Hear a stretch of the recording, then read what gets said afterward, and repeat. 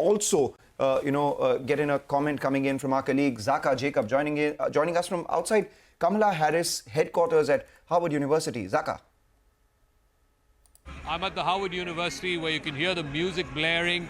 This is Kamala Harris's alma mater. She's expected to be here at some point in the night. We don't know when exactly. But at the top of every hour, you will have CNN projections. Just a couple of minutes ago, you had that on the big screen here, and people were screaming out loud every time CNN said that they were projecting a particular state to go to Kamala Harris. But I think the critical thing is going to be which are the battlegrounds. Right now, for example, CNN, very, very early polling, it is showing Kamala Harris ahead in North Carolina. I don't think that that's how it'll end in the night. Maybe it will, maybe it won't. This is a state that Biden did not win in 2020. A lot of African-American vote in North Carolina.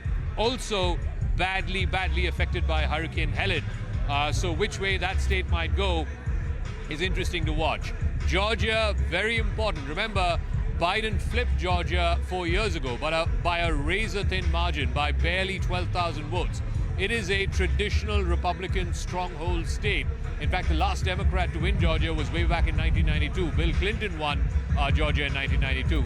Is Harris running similar numbers as Biden did in 2020? If she is, then that's good news going into the blue wall states of Pennsylvania, Michigan, Wisconsin, because that shows then that she's able to keep the vote at the same level as Biden. And Biden won 6 out of the 7 swing states. So keep an eye out for those numbers in the suburbs of Georgia and the suburbs of North Carolina, because that will portend well as we, go later into the night, as we look at Pennsylvania, as we look at Michigan, as we look at Wisconsin. I think the critical factor really is 2 things. One, are young people enthused enough to turn up for her?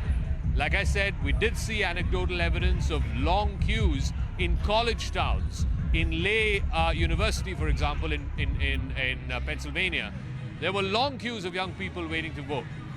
Similarly, in the outskirts of in the outskirts of Atlanta, we were seeing a lot of young people, young African Americans, waiting in long queues to vote.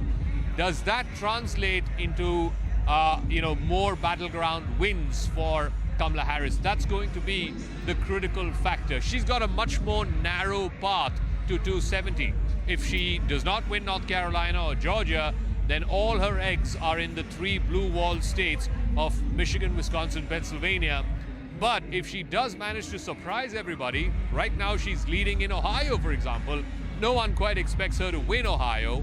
Right now she's leading in North Carolina. Would be very, very surprised if she wins North Carolina. Okay, thank you so much for that update there. But